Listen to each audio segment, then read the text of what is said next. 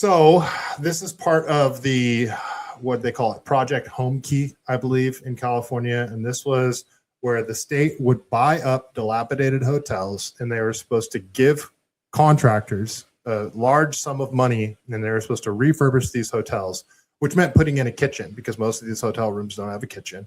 And that would be low-income housing. And that's how they're supposed to address the homeless crisis, even though the unaffordability of housing and the homeless crisis are two completely separate issues, but they try to conflate the two all the time.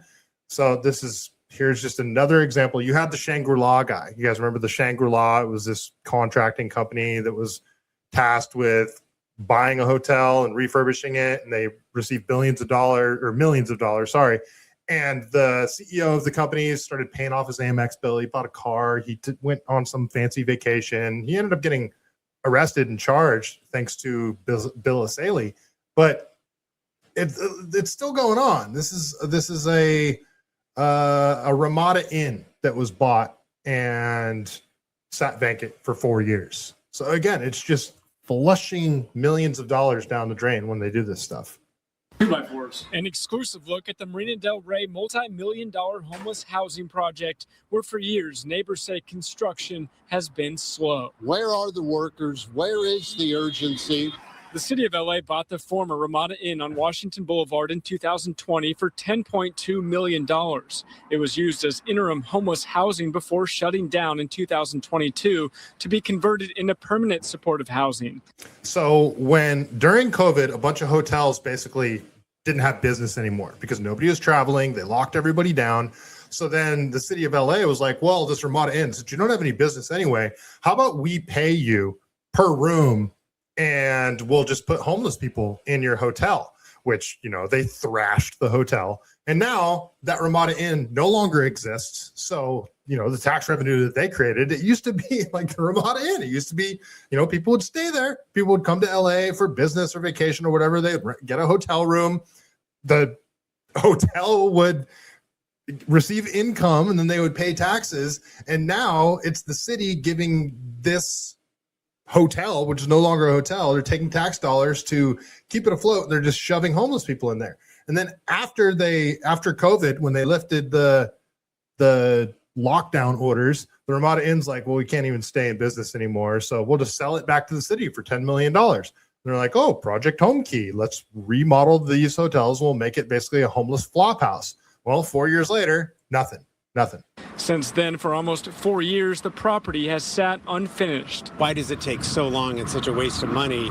There's nothing to even show for it. City documents reveal the nonprofit Path took almost 2 years to get permits approved, and by then they needed even more money. The city added another $1.5 million in homeless housing funds, plus loans and grants, bringing the total price tag to around $20 million for just 32 units. $10 million purchase that was gifted to Path, without really any other approval from the neighbors.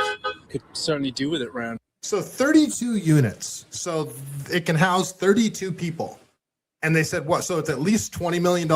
When all is said and done, it's probably going to be around $30 million. So what? We're talking about $1 million per unit? So you're spending $1 million per homeless person here. And this is the shit Gavin Newsom brags about. Whenever he talks about addressing the homeless issue, he never talks about, well, we actually reduced our homeless population by this much or anything like that. He talks about how much money they've thrown at the problem. And this is what he brags about. It's insane. It's madness. Here to have people living in there. There's a lot of craziness out here. So right next to the building, we're seeing a pile of what looks like used toilet paper and then possibly a homeless encampment. I keep hearing from our local electeds that we're in a crisis. Well, where's the urgency? We have 30 rooms here that should have remained open for the last 6 years. City officials now admit the project exposed major flaws in the process. In a new report, the administrator urges to not authorize the demobilization of any Project Homekey sites until full funding has been secured.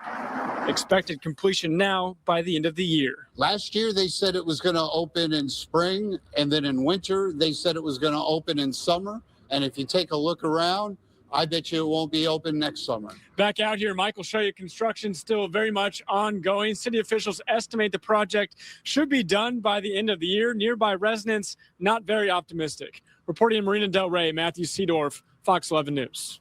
And then when all is said and done, how much is this going to actually go towards solving the problem?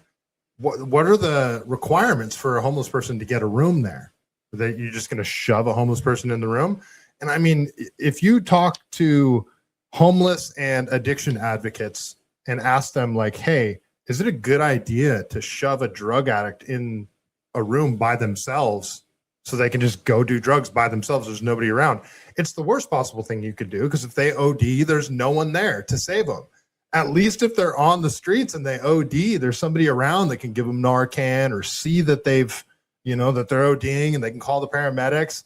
If they're alone in their room, like what this whole Project Homekey plan, it's not a plan. It's, again, another massive money laundering operation, if you ask me, because the people that get these contracts get a bunch of taxpayer dollars to put into the hotels. They skim off the top, pay themselves, and then they lobby politicians with that same money and put it back into their campaigns. It's the same shit every time.